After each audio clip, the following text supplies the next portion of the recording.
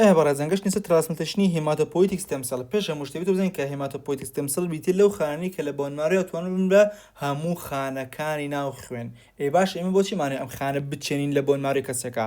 Use of hematopoietic stem cell transplant is to treat یەک hematologic malignancy کە هەر چوار جۆرەکەی لوکیمیا ALL AML CLL CML ئەوانەی کە خانەکانی خوێن abnormally proliferate دەکەن باشە یا کەشەکە لە بۆنماڕەوە کە ناتوانێت خانە دروست بکە ئەپلاستیکی نیمیا یان جەرەوە هەیە بۆنماڕەوە دیزۆدەرێکە و سیکل سێلەنیمیا تەلاسیمیا ئابوو مەحاڵتەنە تۆ پێویستەکە هێماتۆپۆیتیک ستێم سێل ترانسپلانت بکەیت. ئێترەڵێ is increasing each year transplantation of genetically re-engineered hematopoietic stem cell obtain a krill affected patient may also be useful for somatic gene therapy. الله كجواب تو لك سيور بقري باشا دسكاري بكيت واتت جيناتي بقوري باشا لبو somatic cell gene therapy شبت and has been evaluated in some immunodeficiencies and hemoglobinopathy. برحال واز لو بنظم مهم نيا historically hematopoietic stem cell were obtained from bone marrow بعمل سوانية ئەوە نییە تۆ هێماتۆپۆیتیک ستێم سێڵ لە بۆنماڕەوە تۆزێک ئینڤیزڤە باش تۆزێک ئازی نەخۆشەکەیە but now they usually are harvested from the peripheral blood ڕەنگە تۆ بڵی باشە ستێم سێڵ چۆنست ناخوێنەوە خۆمان mobilize دەکەین after they are mobilized from bone marrow by administration of hematopoietic growth factor or from the umbilical cord blood of newborn infant a rich source hematopoietic stem cell كولا وهنا جربات كولا embryology.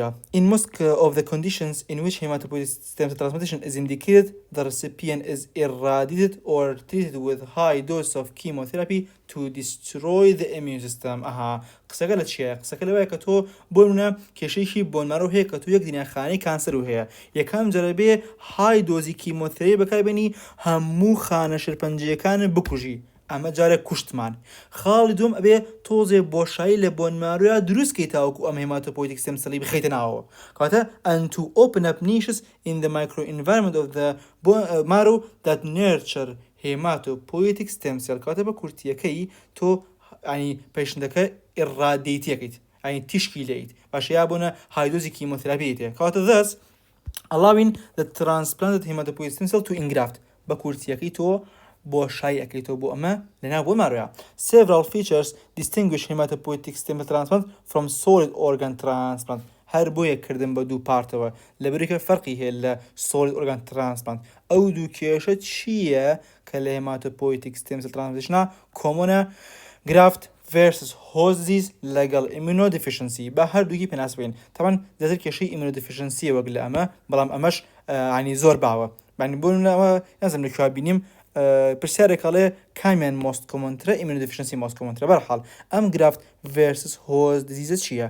عکسی ئەوەی پێشۆکە باسمان کرد تۆ بە عکس و چۆنچۆنی بوو بۆنە کیدنی نەخۆشێک ئەخەیتە نەخۆشێکی ترۆ بۆن لە کەسێکۆنێتە ناو نەخۆشێکەوە ئیمیونیتی نەخۆشەکەیە کە لە ئەوە ئاات بەڵام گرافت ڤێرس هۆزیز بە عکسۆیە ئێمە کاتێک کە لە دۆنەرەکە وەی ناگرین ئەستناو لەشی ڕسپێنتەکەەوە ئەمەی دۆنەرەکەی هێشەکە سەر شانەکانی ڕسپێنتەکە واتە بە عکسۆیە ئێتر لێرە باسی یەکەم جا گرافت ڤێرس هۆزیز دەکەین دوێکە باسی immunodeficiency graft versus host disease هەنێکی بخۆیەتی گرافتەکەیە دژی هۆستەکەی شەکات occurs when immunologically competent cells or their precursor are transplanted into immunologically compromised patient کاتێک کەسێک immunologically خراپە تۆ پریکێرسەکانیت کە هێماتۆپۆیتیک ستێم سێڵە یان جەرەوە هەیە کۆمپتن سەلیش ئەیت ینی خانەیەکە خۆمانەخێنی ناو جسمی و ینی خانێکی یوکسۆملی پێگەشتووە ئەە ترانسفێرد سێڵ ڕێکۆگنایزی ئاڵۆنتیجینەکە لە ناو هۆستەکەی و ئەتاکی هۆستەکەات It is seen most commonly in the setting of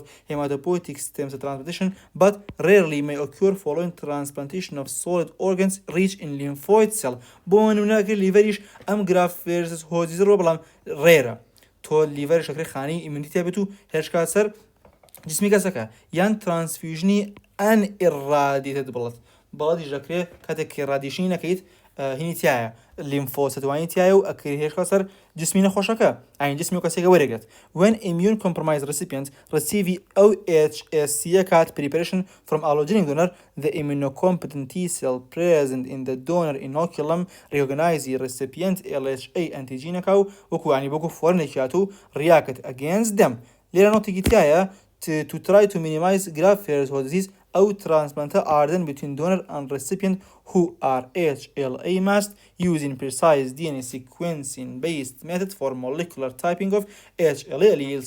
کاتە بە کورتەکەی بۆ ترانسپلانتی هێماتۆپۆیتیک ستێم سێل پێویستەکە تۆک دوو کەسەکە HLA match بن کە بە تەکنیکی خۆیەکرێت. دوو جۆرمان هەیە لەم گرافت ڤێرس هۆزیزەیە ئەکیوتمان هەیە لەگەڵ کڕۆنیکا.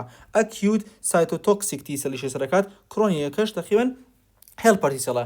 ئەمە ژۆکو ئەکیوت و کڕۆنیک ڕیجەکشنەکەی سەرۆڤایە. ئێتە لەلای تۆ ڕسمێکی هێناوە ئەمە ئەکیوتەکەیە، باشە ئەمەش بریتێ لە کڕۆنیەکە. ئێترە گەری قەت بێ ئەکیوتەکە لە هەنێک شوێنە هاتە ئەڵێ occurs within days to weeks after allogenic transplantation. ئەڵێ although any organ may be affected بەڵام زیاتر لە کوێ بینراوە involvemenتی immune system epithelial skin liver و intestine. ئێتر involvemenتی skinەکە is manifested by generalized rash that may lead to desquamation in severe cases. کۆکژۆڵی پێسەکە هەڵەیات پێسەکە لێبێتەوە. ئەگەر دیقەتی ئەم ڕسمە بێت ئەڵێکی ئەیا ئەڵێ acute graft-versus-hosis showing patchy epithelial cell death and dermal infiltrate of mononuclear cell.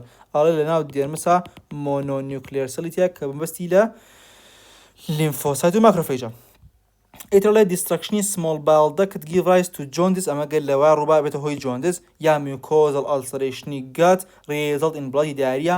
کاتە لە هەر شوێنێکە شتێک پەنێ بنێتەوە دەرەکەوێت ئیشەکەیت. ئێتر although tissue injury may be severe, the affected tissue are usually not heavily infiltrated by lymphocytes.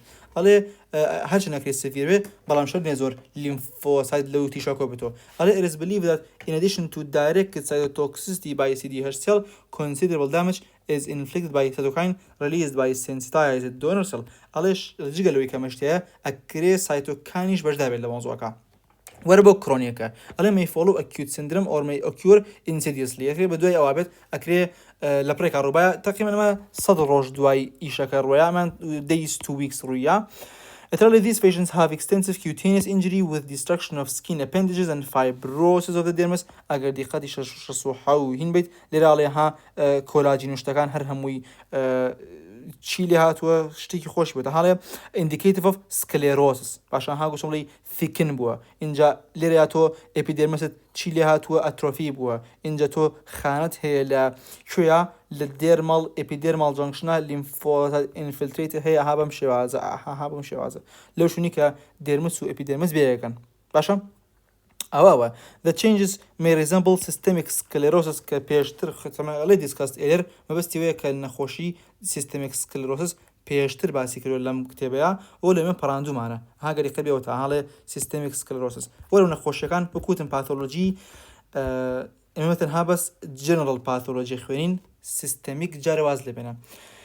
Either chronic liver disease manifested by cholestatic jaundice is also frequent. Damage to the gastrointestinal tract may cause esophageal stricture. ها وگوشم بلی لیرا چون acute که لهنشونا ایشی خود درخواست لیرا jaundice بو لیرا شهر jaundice من هی بانونا یا esophageal stricture. The immune system is devastated with involution of the thymus and depletion of lymphocyte in the lymph node. بکوری خانه خان کم بنوا thymus تواو نامنت atrophy بيت.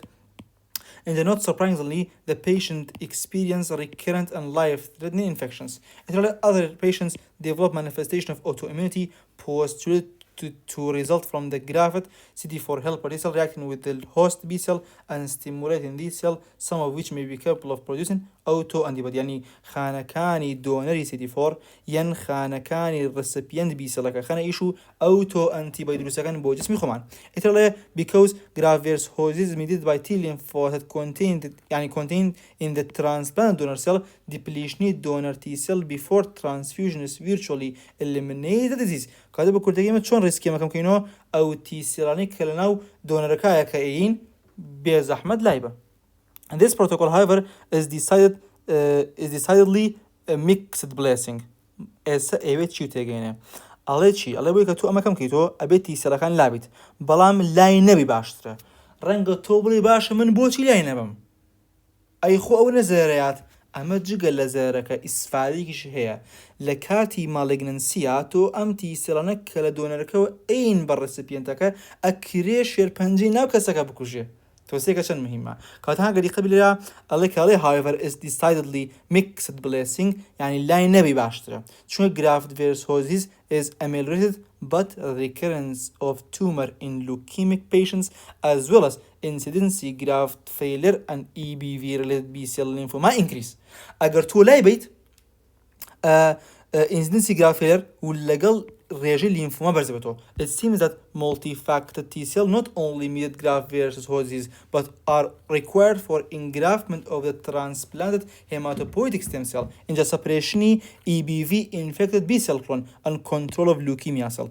كاتاكر بكورتيكي تو لاي بريد ئیفێکتە باشەکەشی لە ئەبەی کە لەسەر ئەم خاڵانەیە کە ئێستا باسمان کرد کە گرافتەکە دانێ ئەگەر لای بێ گرافتەکە فێلە بێت یا بیسەل لیمفۆما ڕێژەکەی ئینکریزە بێت ئەگەر تۆ لای نەبەی ئەمە ڕێژەی کەمەکات یا خانەکانی لوکیمە نامێنێت هانوسیمە واو کەواتە the latter graft versus leukemia effect پێوترێ can be quite dramatic. In fact, deliberate induction graft versus leukemia effect by infusion allogenic T-cell is used to treat CML chronic myeloid leukemia that has relapsed after hematopoietic stem cell transplantation. کاتێک ترانسپلانت کراوە و لوکیمیاکە ریلاپسی کردووە چیان پێیاوە ئالۆجینیک تیسەلێکیان لە دۆنەرێکەوە پێیاوە و ئەم گرافت ڤێرسس لوکیمیا ئیفێکتە بینراوە و ئیسفادەی لەکراوە کەواتە بە کورتی و بە کوردی لای نەبێ باشترە لای بێ زێرەکەیت وەلو ئەگەریش هەبێ هەر زێرە لەر دووبارەکە کامە هەڵەبژیری ئەوەی کە زێری کەمترە ئەمە خاليكم graft versus host طابو وربو immunodeficiency. Immunodeficiency is frequently complication in hematopoietic stem cell transplantation. Immunodeficiency may be a result of prior treatment, leukemia, myeloablation prior to hematopoietic stem cell transplantation. أمو كباس مانكر.